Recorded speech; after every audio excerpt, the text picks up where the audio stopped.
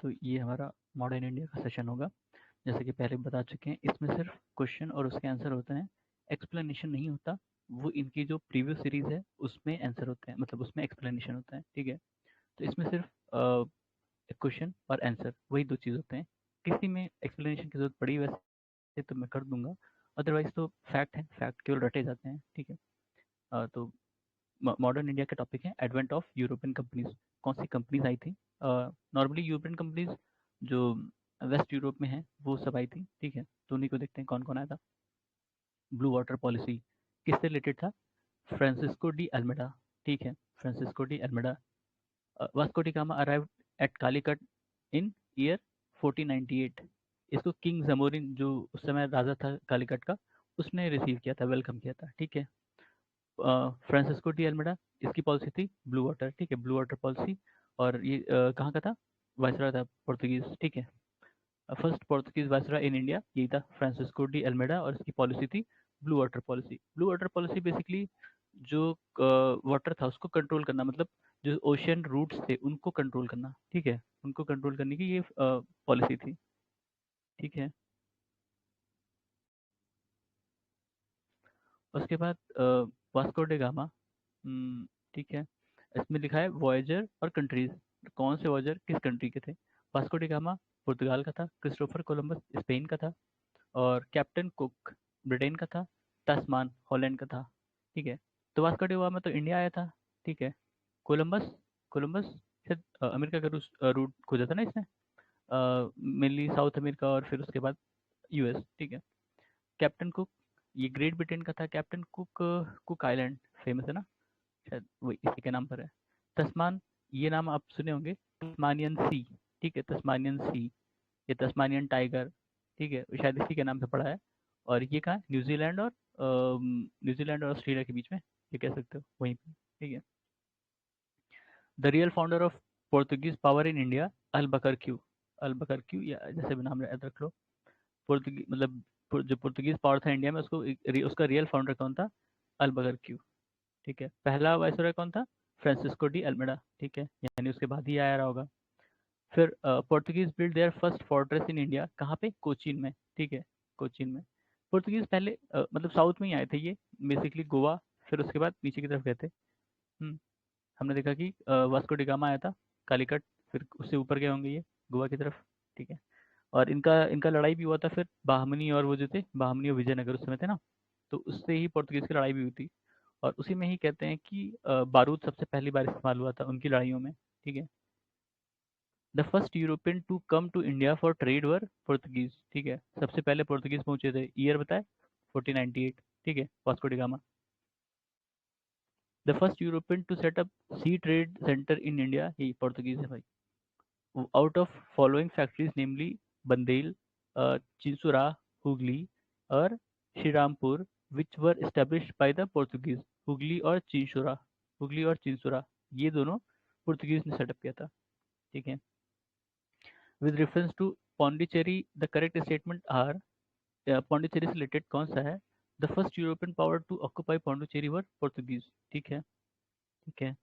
मतलब पौंडीचेरी को कैप्चर करने वाला पहला यूरोपियन पावर पोर्तुगीज थे, ठीक है। Hooghly was use as a base for piracy in bay of Bengal by Portuguese.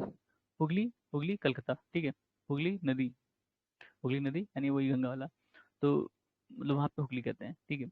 तो हुगली को एज अ मतलब पायरेसी के लिए इस्तेमाल किया जाने के लिए किसने इस्तेमाल किया था? एज अ बेस, ठीक है, पोर्तुगीज ने। With reference to the entry of European power to India, the correct statement are, English open their factory in south India at Masulipatnam, ठीक है, मसूलीपट्टनम, या जिसको अब शायद मछलीपट्टनम कहते हैं, तो वही मसूलीपट्टनम। फिर eastern India, in the eastern India, English company open their first factory in Odisha in 1633, ठीक है। पहला फैक्ट्री जो उनको साउथ इंडिया में लगाई थी वो मसूलीपट्टनम में थी, और ईस्टर्न इंडिया में पहली ओडिशा में लगाई थी 1633 में, ठीक है। Under the leadership of dupli, dupli, इसको डुप्ली ही पढ़ते हैं, ठीक है, डुप्लेक्स भले ही लिखा जाता, डुप्ली पढ़ते हैं। फ्रेंच ऑक्युपाइड मद्रास इन 1746, ठीक है, मद्रास ऑक्युपाई किया था 1746 में। The first to start a joint stock company to trade with India were Dutch. ठीक है, इन्होंने जॉइंट स्टॉक कंपनी स्टेब्लिश की थी इंडिया से ट्रेड करने के लिए, डच। ठीक है, Dutch. Dutch establish their trading centre in India at the places, किस प्लेस पर? नागापट्टिनम, चिंसुरा, मछलीपट्टिनम, सूरत, भरूच, आगरा, कोचीन, अहमदाबाद, पटना, इतनी सारी जगहों पे उन्होंने अपने ट्रेड सेंटर्स एस्टैब्लिश किए थे। ठीक है। Dutch east India company establish it's factory in Patna in the year 1632। अब ये क्रूड फैक्ट है भाई। ठीक है। अब ईयर किस ईयर में आए, जैसे अब ये ईयर था, ये ईयर है। ठीक है, ऐसे कई सारे इसमें ईयर मिलेंगे, वो सब रटे होने चाहिए मतलब पीसेस के हिसाब से, वरना तो फिर वो कंफ्यूज कर देगा। ऐसे जैसे अभी मान लीजिए कि यहाँ तो सिर्फ आपको 1632 मिला, तो ठीक है, याद हो गया। अब वो क्या करेंगे ना, 1630 से लेके 1632 33 तक लिख देंगे। आपको ये याद होगा कि 1630 समथिंग में है, तो उसमें कंफ्यूज होंगे 31 32 33। ठीक है। The correct statement are, Dutch defeated the Portuguese and build William fort in modern Kochi. ठीक है, डच ने पोर्तुगीज को हराया था और विलियम फोर्ट बनाया था, या फोर्ट विलियम बनाया था कोची में। ठीक है। इंडियन हिस्ट्री, अच्छा करेक्ट स्टेटमेंट है, Alfonso de Albuquerque captured Goa from Bijapur Sultanate. ठीक है। अल्फांसो डी अल बकरक्यू, जिसको हम कहते हैं कि इसने मतलब पावर स्टेब्लिश की थी ना, founder of Portuguese power in India, Alfonso de Albuquerque यही था। तो इसने बीजापुर की सल्तनत को हराया था और गोवा को कैप्चर किया था। ठीक है, तो हमने देखा था। बाद में इसको विजयनगर वालों ने हराया था, अल बकरक्यू को। ठीक है। English East India Company established a factory at Madras on a plot of land leased from representative of Vijayanagar empire. ठीक है, जो ईस्ट इंडिया कंपनी वाले थे, उन्होंने मद्रास में एक प्लॉट लेकर फैक्ट्री स्टेब्लिश की थी। वो किससे लिया था? जो विजयनगर किंगडम के वो थे रिप्रेजेंटेटिव, उनसे लिया था लीज पर। ठीक है। The secret of success of East India company in India was absence of national, अच्छा ये तो शायद यूपीएससी का क्वेश्चन होगा मेरे ख्याल से। Absence of nationalism in India, company army receive western training and they had modern arms, Indian soldiers lacked fidelity. ठीक है, consequently one who paid them sufficient could have them on their service। मतलब जो Indian soldiers थे, वो किसी के लिए भी काम करने को तैयार थे जो भी उनको पे करेगा अच्छा सा। ठीक है, वो चाहे इंग्लिश हो, चाहे ब्रिटिश हो, मतलब इंग्लिश हो या पोर्तुगीज हो या फ्रेंच हो, जो भी उनको अच्छा सा पे करता था, वो उसके साथ हो लेते थे कि चलो तुम हमारे मालिक हो, ऐसा। ठीक है। British companies which got the first charter permitting them to trade in India was Levant company. ठीक है, ब्रिटिश कंपनीज जो जिसको पहला चार्टर मिला इंडिया में ट्रेड करने के लिए, वो लेवांत कंपनी थी। ठीक है, मतलब ईस्ट इंडिया कंपनी से पहले कोई कंपनी रही हो सकता है। British East India company was form in London. The then Mughal emperor of India was Akbar था भाई। ठीक है, 1604 में अकबर मरा, 1605 में। ठीक है, 1605 में अकबर मरा था, और कंपनी कंपनी थी 1600 में। ठीक है, तो ऑब्वियस सी बात है, इंडिया में कौन था? अकबर था उस समय। ठीक है। English East India company establish its company factory in India during the reign of Jahangir. ठीक है, English East India company establish its temporary factory, first temporary factory किसके टाइम में? जहांगीर के टाइम में। ठीक है। मेरे ख्याल से सूरत सूरत में बताया था ना, सूरत में। Out of the given options namely Pune, Goa, Puducherry, Surat first factory of East India company, हाँ सूरत में। ठीक है, कहीं कहीं मछलीपट्टनम भी है, लेकिन इसमें थोड़ा सा कॉन्फ्लिक्ट है, ये टेम्परेरी मानते हैं और मछलीपट्टनम वाला परमानेंट मांगते हैं। ठीक है, तो इसमें टेम्परेरी फैक्ट्री जो है ये शायद सूरत ही है पहली इनकी जो, वैसे मतलब किसी भी हिसाब से देखोगे तो पहली सूरत में है, चाहे टेम्परेरी चाहे परमानेंट, लेकिन टेम्परेरी में पहले सूरत मानते हैं और परमानेंट में मछलीपट्टनम, ऐसा कुछ है। ठीक है। The British officials who defeated Portuguese at Swally, कौन था? Thomas Best. ठीक है, ब्रिटिश ऑफिसर था जिसने पुर्तगीज को सॉली पे हराया था, थॉमस बेस्ट। ठीक है। European trading company which establish first factory at Surat, वो ये इंग्लिश वाले थे, East India company. In the year 1613 the place where the English East India Company, यही है भाई। हम्म, पहली ट्रेडिंग पोस्ट या ट्रेडिंग कंपनी सूरत में इंग्लिश ने बताया था। ठीक है। Bombay was taken over by East India English East India Company from Portuguese. ठीक है, बॉम्बे जो है ये इनको मतलब जीत के नहीं मिला था, पुर्तगीज की जो राजकुमारी थी उसकी शादी इनके राजा से हुई थी, इंग्लिश वालों के। ठीक है, तो दहेज में दिया गया था, बॉम्बे इनको पुर्तगीज ने दिया था दहेज में। ठीक है, जीत के नहीं लिए थे, मतलब लड़के नहीं लिए थे, तो दहेज में मिला था इनको। English governor of East India company in India who was expelled by Aurangzeb, sir John Child. ठीक है, इंग्लिश गवर्नर था जो ईस्ट इंडिया कंपनी का, उसको औरंगजेब ने भगा दिया था। क्यों भगाया था मालूम है? क्योंकि ये लोग औरंगजेब के खिलाफ रिवॉल्ट कर दिए थे। तो भाई उस समय तो मुगल जो थे वो मजबूत थे, तो उन्होंने मारा पीटा बहुत अंग्रेजों को और भगा दिया इसको। ठीक है, तो उसके बाद ये फिर माफी वाफी मांगने आए थे कि नहीं नहीं सब माफ कर दीजिए, गलती हो गई, ट्रेड करने आए थे, ट्रेड करेंगे, तो कहते ठीक है ट्रेड कर लो, पर अगली बार लड़े तो फिर मारेंगे। तो ये लोग शांत हो गए। तो जब तक मुगल मजबूत थे थोड़े, तो इंग्लिश इनके खिलाफ नहीं जाते थे। ठीक है, वो तो जब धीरे धीरे उनको लगा कि अब खत्म हो चुके हैं मुगल, तब इन लोगों ने ऑक्युपाई करना शुरू किया। फिर the immediate cause for of the first Carnatic War was capture of French ships by British। First Carnatic war क्यों शुरू हुआ था? जो मतलब इमीडिएट कॉज क्या था उसका फर्स्ट कर्नाटिक वॉर का, कि जो फ्रेंच शिप थी उसको ब्रिटिश ने कैप्चर कर लिया था। सही है। Carnatic war was fought between English and French. ठीक है, ऑल्दो जो रूलर्स थे उनके बीच में हुआ था, लेकिन ये उनके पीछे यही कट्टा लगाए खड़े थे। ठीक है, फ्रेंच और इंग्लिश।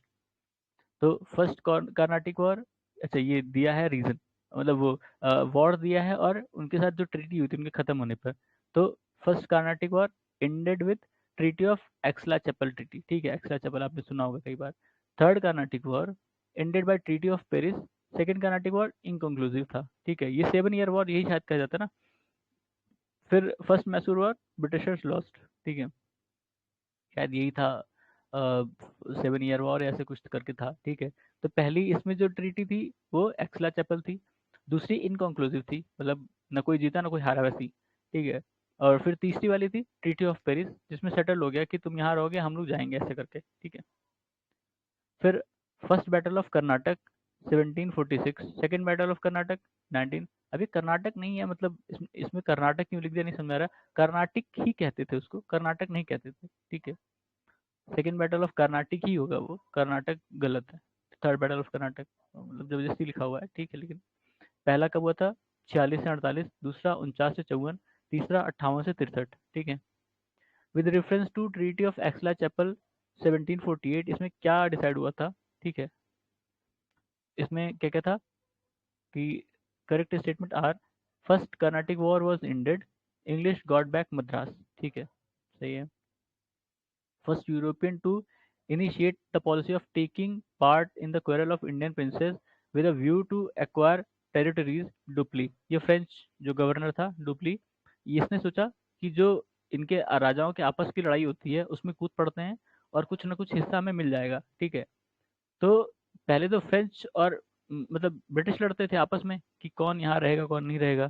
ठीक है, तो इंडियन जो प्रिंसेस थे उनकी लड़ाई में लोग नहीं पड़ते थे, उनसे लड़ाई हो जाए तो अलग बात है। ठीक है, तो कोशिश करते थे कि जो रीजनल किंगडम्स हैं उससे लड़ाई ना हो, लेकिन डुप्ली ने सोचा कि जैसे सक्सेशन का वॉर ऑफ सक्सेशन हुआ था हैदराबाद के जो प्रिंस थे, ठीक है, उनके बीच में, तो डुप्ली ने एक का साथ दे दिया, एक का साथ डुप्ली ने दिया, दूसरी के साथ ब्रिटिश ने दे दिया, ऐसे करके। ठीक है, तो दो अलग अलग सक्सेशन के वॉर थे, कर्नाटक वाला और ये वाला और हैदराबाद वाला। तो इसमें भी ये लोग कूद पड़े थे एक साइड से। ठीक है, और उसमें इत्तेफाक की बात रही कि पहले मतलब फ्रेंच पार्टी मजबूत थी, दूसरे में इंग्लिश पार्टी मजबूत हो गई, तो दिक्कत हो गई इनके लिए। In India the French establish their earliest factory. French भी अपनी पहली फैक्ट्री सूरत में लगाते। ठीक है, इंग्लिश भी पहली फैक्ट्री सूरत में लगाते। French East India company was constituted during reign of Louis fourth 14th। ठीक है, लुई 14th के टाइम में फ्रेंच ईस्ट इंडिया कंपनी बनी थी।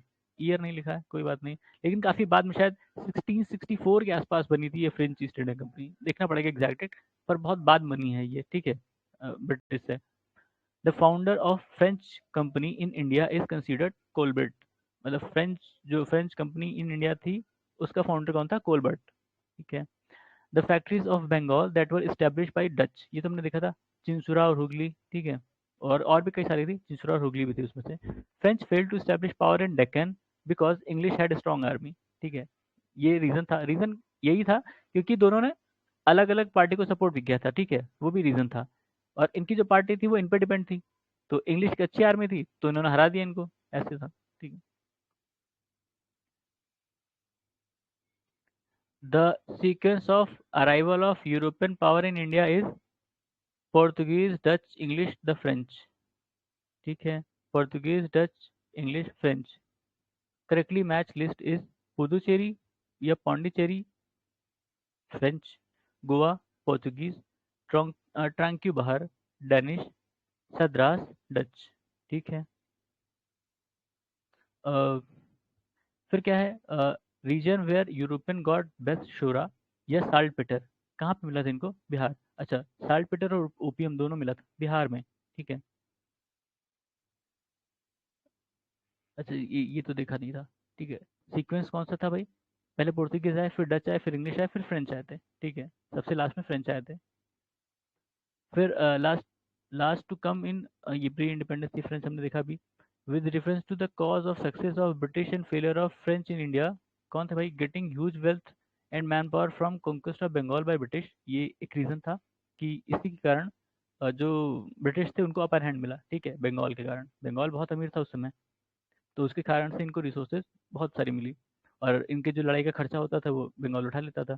Naval supremacy of superiority of British, ये भी एक रीज़न था। ठीक है। ये पुर्तगीज को हटाने के बाद, ये पुर्तगीज को हराने के बाद ब्रिटिश जो है वहाँ पे सुपर पावर हो गया, जो ओशन ओशन एक रीज़न था। ठीक है। The establishment of factories by East India company in first quarter of 17th century, इसमें Agra, Ahmedabad, Baroda and Bharuch by 1619, Masulipatnam 1611, are Armagaon पता नहीं कहाँ है। ठीक है। 1626 हरिहरपुर और बालासोर 1633, और हुगली 1651। मतलब ये अलग अलग फैक्ट्रीज हैं जिसको ईस्ट इंडिया कंपनी ने फर्स्ट क्वार्टर 17वीं शताब्दी के पहले क्वार्टर में बनाया था। ठीक है। ठीक है। वैसे ये याद नहीं होगा, बड़ा टिपिकल क्वेश्चन है। अभी उस समय आ गया होगा, जिसको याद होगा थोड़ा बहुत मार्क कर दिया होगा। ठीक है। East India company and Nawab of Bengal, तो इसमें क्या है? लास्ट गवर एक मिनट रुकना, इसको पॉज करते हैं। धन्यवाद।